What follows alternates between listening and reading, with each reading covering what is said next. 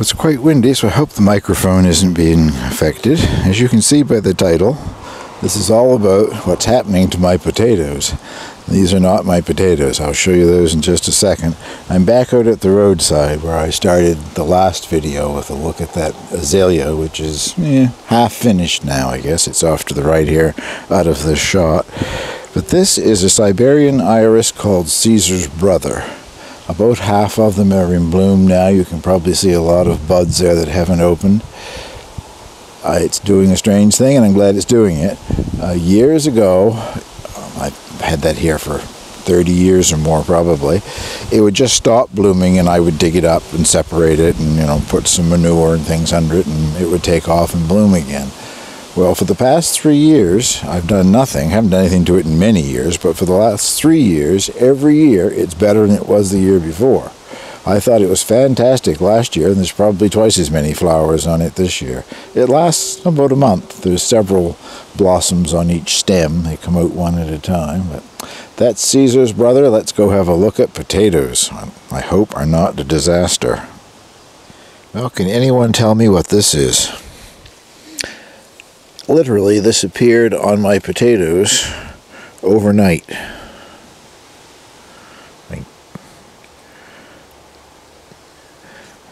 And it's only on the potatoes that I bought, the seed potato. What are they? Russet. A variety of russet potatoes. I don't know.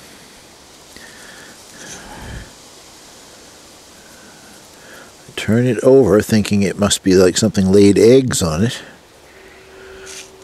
but I don't see where it is.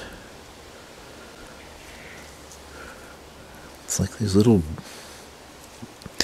blisters everywhere, and it's on some of the potatoes in every one of the containers that have the russet potatoes in. My 2 containers of one's got Cara and one has Charlotte potatoes haven't been bothered at all. And it literally appeared overnight. I don't know. Can't decide what it is. If you've ever seen anything like it before, leave some comments. I don't know what to do. It's a major infestation if it's something that's laying eggs. I don't know, I've never seen anything like it before. I just wanted to show you this. If you remember my last video where the raccoons attacked and dug up one of my squash plants and buried another one, that's the one that they dug up. And it was looking in pretty sad shape, but I've picked off the dead leaf and it's just grown that new leaf. So it's a bit further behind the other ones in the bed here, but I suspect it will still have some squash on it sometime before fall.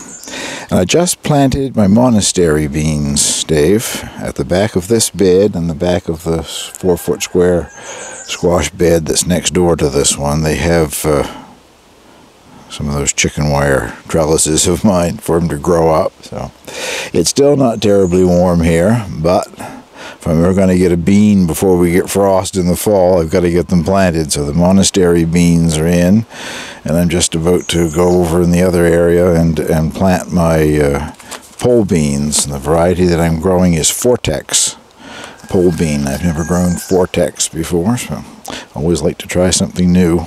This is that bed next to the hoop house where I had the containers of the potatoes in last year. And this year I've got some squash, and those are 1, 2, 5, I guess, pumpkin plants, good heavens, corn plants, popcorn, that's what I'm trying to say. This should be popcorn. And I just realized since it's got squash and it's got corn, if I add beans, I've got the Canadian indigenous people's 3 sisters. So I'm going to put just one of the Vortex seeds at the base of each corn plant.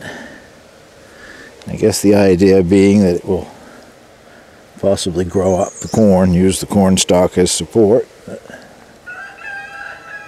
couldn't resist doing that anyway. I've done it in years past a couple of times and can't say as I had any great success with it, but I don't think we're using the same varieties that the indigenous people used. These hybrids or whatever, I'm so sure grow differently than the heirloom varieties that they would have been using. Well, I don't want this video to get very long. I basically want to get it up so that I can see if any of you got any ideas on what on earth is going on with my potatoes. But I will show you a couple of more things here. Got to show the first tomato blossom of the season, and it's on one of the indeterminate varieties, one that I've never grown before. It was a free pack of seeds from Baker Creek with my seed order, called Black Vernissage. I'll try to remember to put that up on the screen. I won't attempt to spell it. I'll look it up and put it up on the screen for you. It's supposed to be a mahogany colored small tomato, a salad tomato with green stripes. And everything that I have read, I've been doing some checking online this morning to see what people are thinking of it. Everybody is very impressed with it. Well, it's the first to bloom anyway, but all three varieties of indeterminate tomatoes that I'm growing have buds that are ready to open, showing yellow. So indeterminates, I guess, usually get started first anyway. I want to show you one more thing and then we'll close this down. I hope that's in focus. These are the beets that I transplanted in here 2 weeks ago, roughly, I would say. But the reason I'm showing them to you, I get a lot of people asking why I grow them in the hoopos instead of out in the garden. Well, first reason being they disappear. If I direct sow them in the garden, something eats them as soon as they come up. But I will now take you out and show you a small patch of them that were transplanted, same size, the same day as these. And you'll see quite a dramatic difference, I think, in the different size of the plants. It's hard to make these things stand out against the dark soil and the dark leaves. But if you can see that, I've got, I don't know, 20 or more in this bed. I don't think that one, no, that one over there is not in focus. But anyway, that's just one of them. That's probably one of the larger ones, actually. And that's all the growth that they've done in the same 2-week period. We don't have it very hot here, and I think beets really appreciate the heat in the hoopos. Well, thank you very much for watching this video, and if you've got any idea what has attacked my potatoes, please leave a comment. Thank you.